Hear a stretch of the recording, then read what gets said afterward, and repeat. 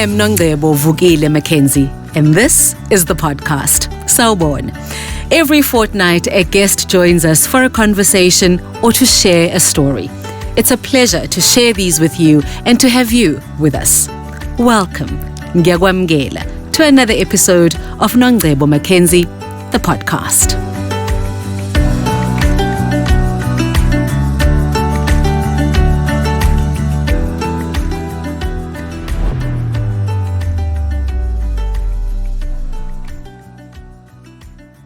We are often told that what doesn't kill you makes you stronger. And actually, when it comes to children, we are told that a certain amount of adversity will help them in learning how to problem solve and prepare them for the realities of life. But in actuality, how true is that? Well, Dr. Grace Nduku Wambua from the Africa Health Research Institute researched just that, and she got her PhD, and her thesis was entitled Investigating Psychosis Among Victims of Childhood Trauma.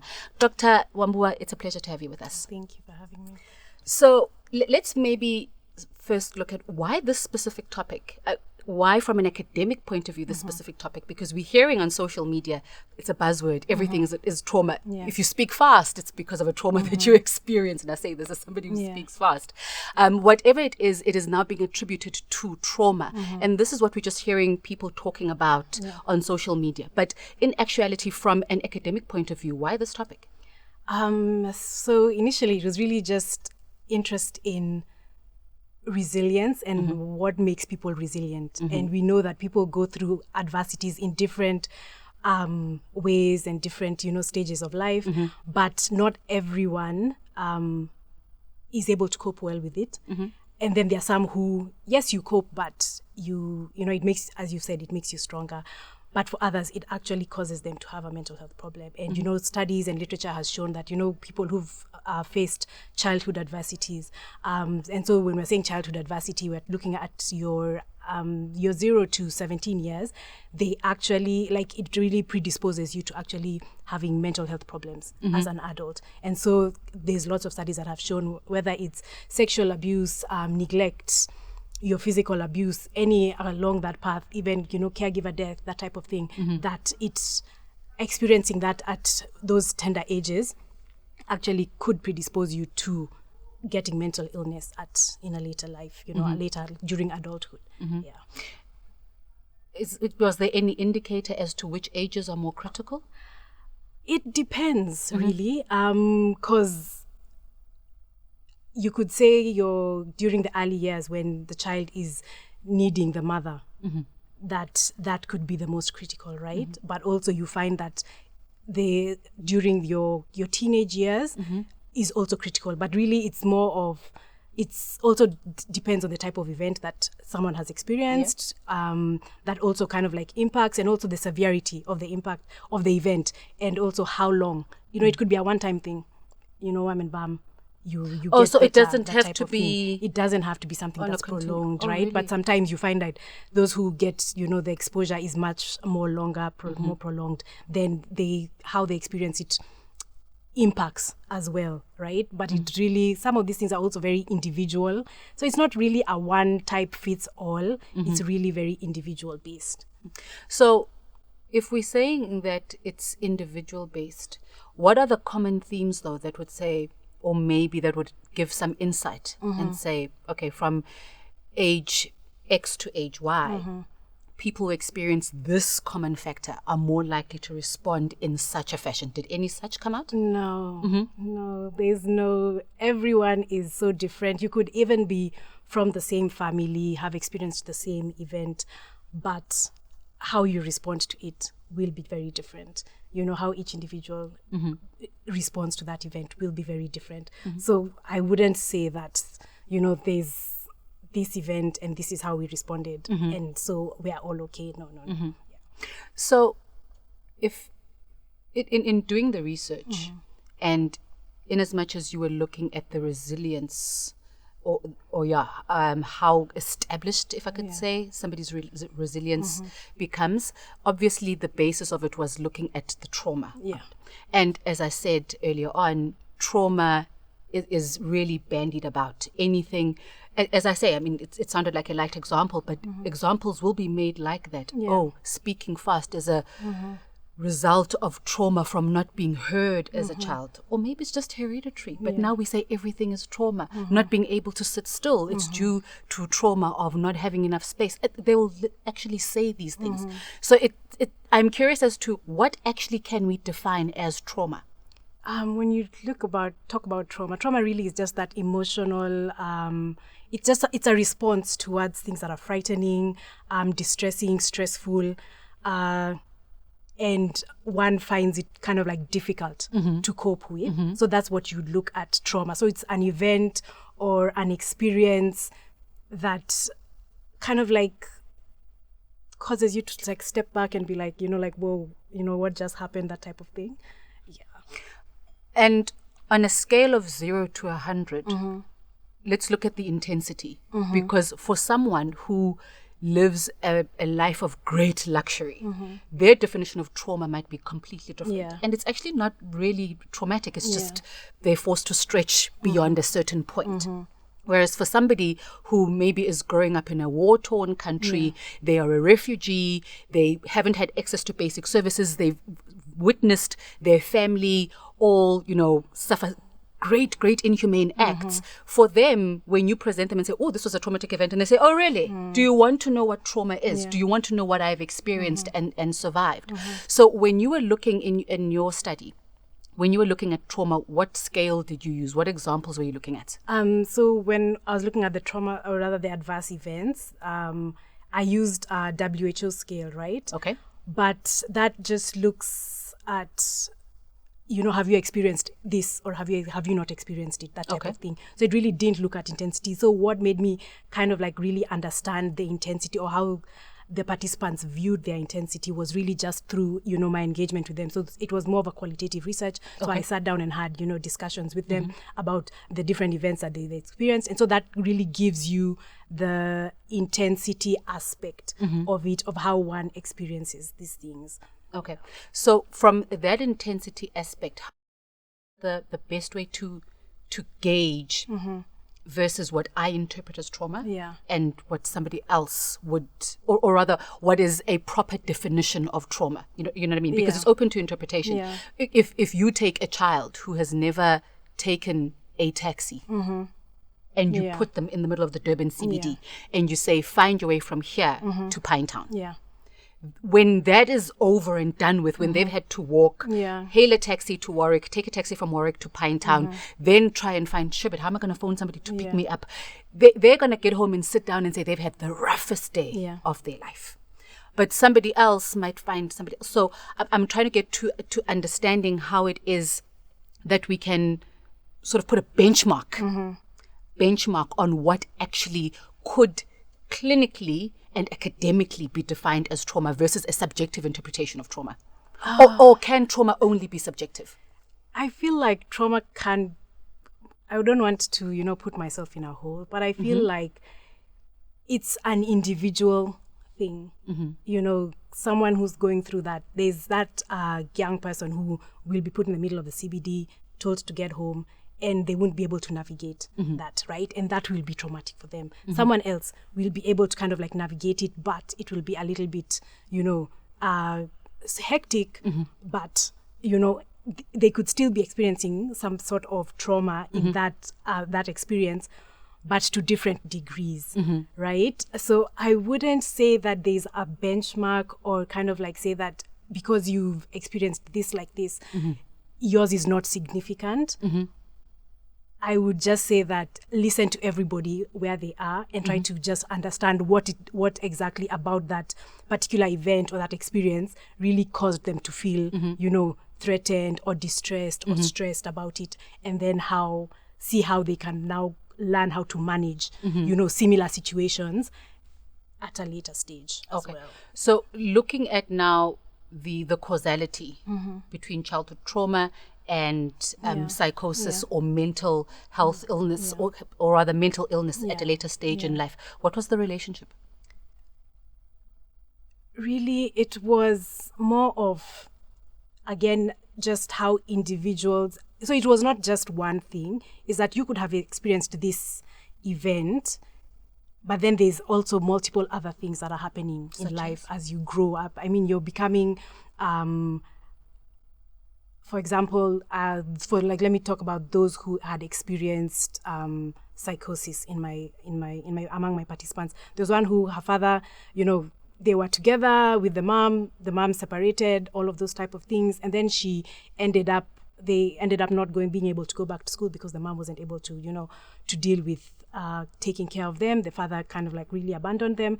And so it was like, I have to figure out how to take care of myself. And so she left, went to visit an elder sister, and then she ended up marrying, she's 17 and then ended up getting married to some guy who's 20 years her senior.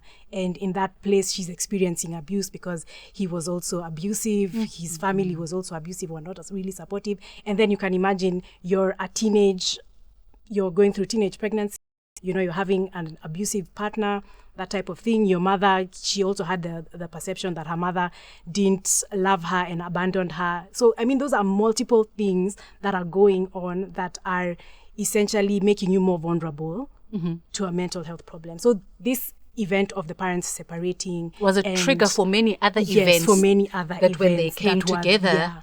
and then when you're not able to kind of cope, and because for example, if her parents had separated but her mother was able to take them to school, that would have been a buffer. Okay. Right? Okay. If your how would you call it?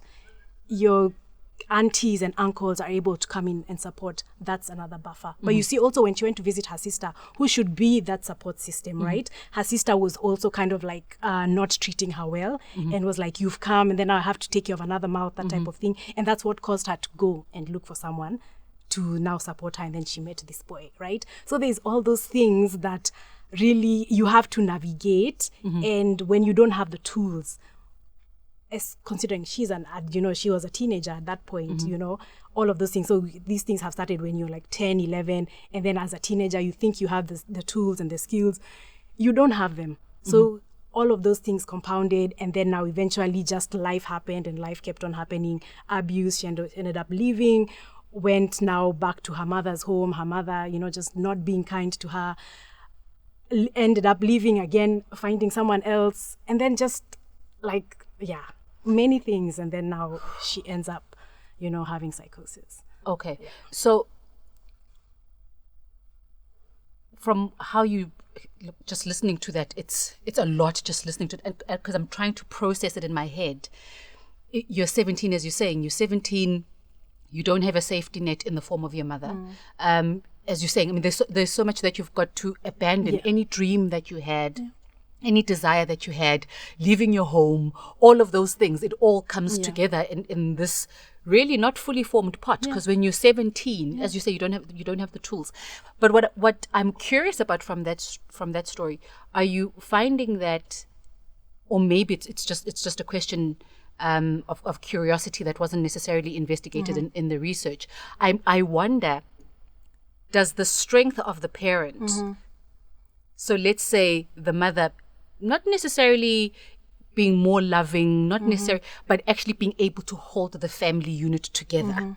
And I'm not saying it was the mother's job at all. I'm not saying it's anybody's job once people separate and one goes another way and another sort of abandons their kids, then the other one, it's supposed to be a joint effort. We all know this.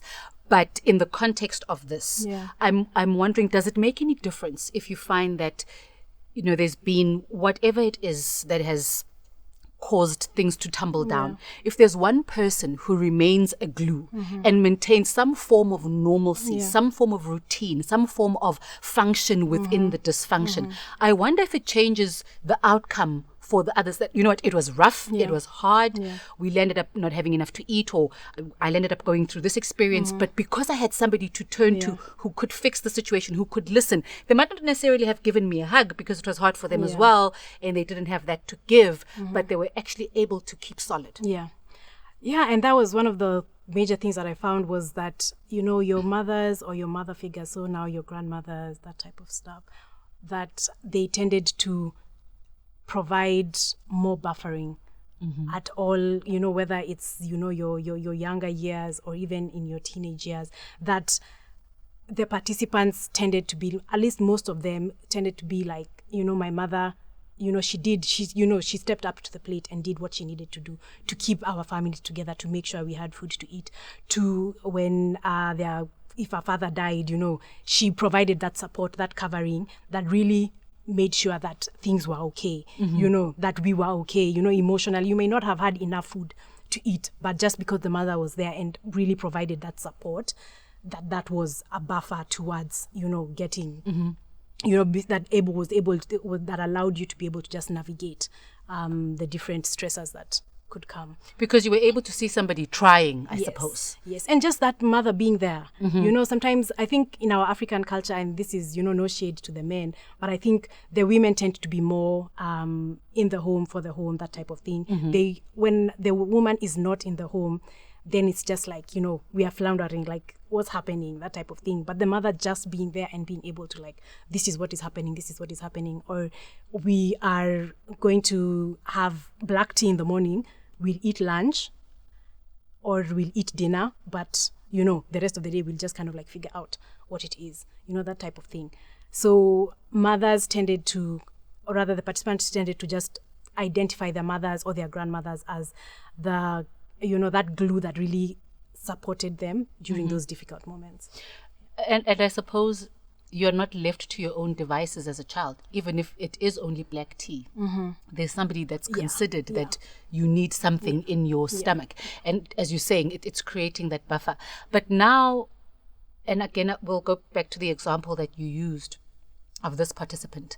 Now, if she, through the questioning, obviously, and the engagement with the research, tracing now these events and how they cascaded into each other. Because, for example, teenage pregnancy doesn't just end with teenage pregnancy. You now have got a responsibility. If you're married to somebody abusive, you might stay because where am I going to go? If you're not able to find a job, you're not just somebody who had a child as a teenager. You're now somebody who might be in an abusive relationship, might be scared to leave. It's all these things that, come together in this melting pot of what creates, this trauma. Now, when they get to a point where they realize that I am not okay, how does that impact their family now? Because I'm wondering, if you are this lady now, and she's obviously got kids, how has that impacted her mothering? Did you get to that point? How has that impacted how she navigates life? Because you might find somebody else would say, because of this, I never want to not be with my children. I will do anything. I will do anything to keep my family together. I will do anything to keep my husband with me, because our father left and this is how we changed our life. So I will do anything to make this a happy home because I want my husband to stay. Somebody might turn around and be like, listen, I was abandoned by my father. I don't need a man. I do not care. I can make it on my own. What differentiates that response in terms of now that translating into how they make decisions going forward, be they positive decisions or destructive decisions? I mean, just how one appraises those different events is really important.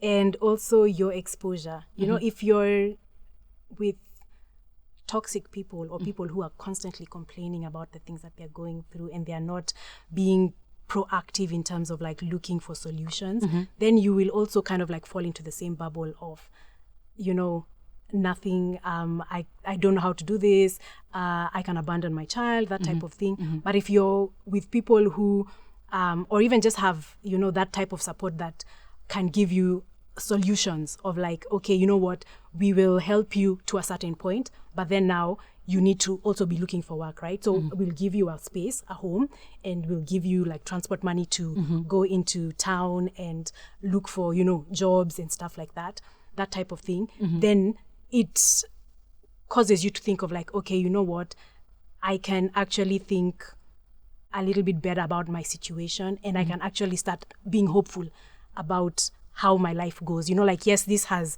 happened to me and it's unfortunate, but I don't have to be stuck here. I can actually hope for something more. And you find that they will, like most of those who are mothers would be like, I don't want my children to go through what I went through.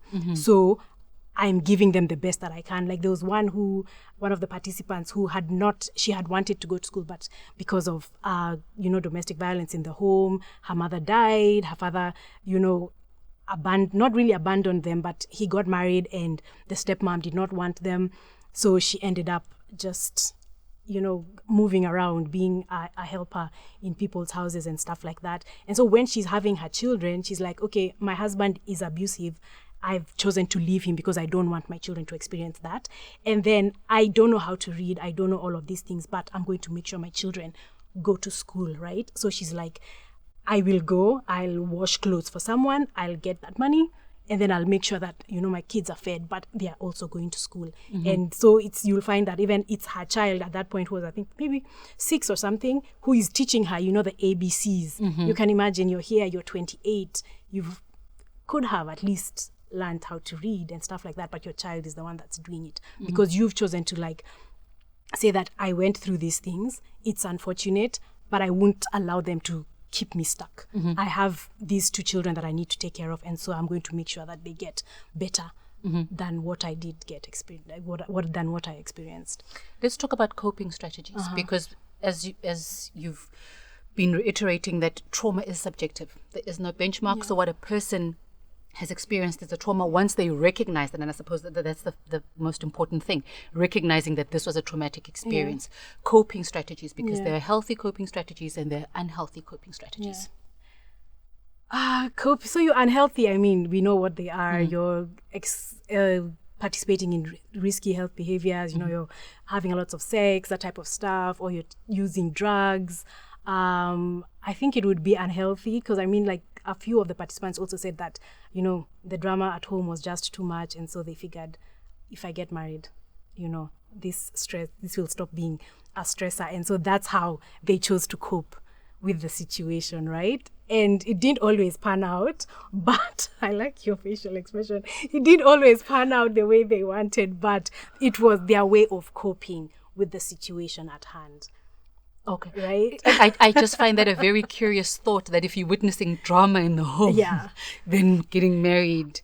Because if you think about it this way, it could not necessarily be drama. Sometimes it's, yes, your parents are fighting or things like that, but it could be that. But wouldn't that discourage you though? That's what I find curious about it. If your example of marriage, I'm not saying don't get married, and I'm not saying that you can't create a healthy marriage, but if you are looking at this and this pattern scares you and makes you to not want to be at home, I find it curious, and I'm actually very curious and interested, as in, oh, you know what, let me go create my own marriage. But you see, you forget that, like I said, that the child is in the home, but there's also this other community that's around them. So you could be seeing your neighbor or even your aunt and your uncle are really doing well, in their relationship, they're happy, that type of thing. And so it becomes that you're looking at this of just like, okay, so some marriages are not so good. Some marriages are okay. So I just need to find that man that's going to treat me well, right? And then if places, homes where there's, financial instability, we don't have money for food. Some girls would be like, I don't have money to buy pads, so, I need to figure this out. And so you end up getting married to someone who's going to, provide those things for you, that type of thing. And so those are some ways in which you find people cope. And again, my participants were really from the lower socioeconomic class. And so I could speak to that in terms of those are some of the things that people end up doing. But when it comes to positive, some more of negative coping, isolation is also negative coping, that type of thing. Like when you decide, okay, you know what, I'm going to shut myself. Outside, it's a lot of noise. I don't want it anymore. And so I'm going to retreat and just shut out all the outside noise, all the things that are stressful, all the things that are frightening, all the things that are, just causing me unease. I'm just going to shut them out. And so you find people choose to stay in, especially now with social media and the idea that we think that because we are on WhatsApp or on Instagram, Facebook, that type of thing, that we are in touch with community. False we are connection. not, and so people are essentially hiding a lot behind the screens. They don't want to come out and actually engage with people, engage with their community, engage with their society, and just see, okay, how do you navigate 1 and 2, 3 things, right? That type of thing. But when it comes to like positive coping, I think the number one thing that I found, and also literature supports, is social support, right? So, and social support looks different for everybody. Yeah. It could start, in the home where you have a really good home environment and all of you are there for each other. And it could be that you don't have a supportive environment, but outside you found like teachers are, giving you that type of support. Your friends are giving you that type of support, church, that type of thing. And so those are like number one place to be. Because, they tend to be sounding boards and help you really put things into perspective of like, okay, yes, you're going through this. And possibly maybe you're like choosing to use substances or sleeping around. But then there'll be that person that tells you, okay, you know what? Yeah, maybe we are doing a bit too much. Maybe we need to think about what it is that we went through. Why is it that we are feeling like that? And then how can we navigate? But as you were saying earlier, it also requires the person also to say, okay, how can I handle this in a way that is healthy for me? In a way that is healthy. But sometimes we don't always know what is healthy and unhealthy. Because you're just wanting to cope and you're wanting to get through the day. That thing. And where to access the help as well. And where to access the help. I think when I was looking at resilience, I was really looking at it from the place of, we have supports, we have resources at our disposal. But are you, as the individual who's going through this stressful situation, able to actually identify that I have these resources at my disposal? And am I able to actually take them out when I'm experiencing a situation or not? And what is the implication of this research for future research, for the field, for how people who have experienced extremely traumatic events are able to access help? Because I would imagine that, again, even though there's no benchmark, we sort of have an understanding. If somebody's coming from a war-torn country, the trauma that they would have experienced is different, even as much as it's subjective, it's different. And we might anticipate that they might need more support integrating into a new society, finding their feet, all of that. Those are just the basic things. But again, the impact that might revisit them at a later stage in life. What does this research mean for ensuring that those resources are available and the assistance that they need to recognize that, listen, maybe some of my responses, maybe some of what I'm experiencing, maybe some of what I'm creating in my life stems from something that I did not understand would have this impact? What are the implications? I think one thing that would really be good would be for like government and stuff to recognize that there's a lot that they need to do for people, because adversity is literally everywhere. You can't say that you walk out and no one will experience adversity today. Someone will. And so there needs to be that type of policy in place that actually advocates that, if someone is going through something, whether it's in a war-torn place or whatever, that they know that there's this kind of like space, this number that I can call, or this hospital that I can go to, and I can actually meet someone who's going to provide the support. One of our biggest challenges in Africa is that we don't have enough human resource to actually support the mental health needs of people, and not mental health needs in the far end spectrum of you actually needing, clinical diagnosis and psychotherapy or psychiatric intervention, but those ones of just like, your day-to-day things, or just the time when things are not going well, we don't have enough people to actually provide that support. So even you could find that you're in the Congo where they're going through whatever it is, or in a war-torn space, but there's just not enough support to provide for them. So I guess it's figuring out what are the things that can be done piecemeal to provide that support. And the presence, I think presence being there and being able to hear. I think one of the things that I find is that if you've not had a lived experience of an adversity, and experience, especially to an extreme, you can only offer minimal support. Yes, you could be, like myself, a psychologist and stuff like that, but I personally always feel disadvantaged when someone has experienced things that I'm like, I don't even know where I've read about them in textbooks, I've watched them in movies, I've seen some YouTube videos, but it's like, how do I offer you support that will actually be meaningful and will actually help you kind of like navigate, the next steps. And so sometimes I do feel like we need to equip people who have been through these similar events to actually come on board and provide, whether it's counseling, whether it's whatever sort of support that some of these people do need. And for yourself, from this research, where to? Wow. I think now that I'm here, it's really just trying to figure out the South African landscape.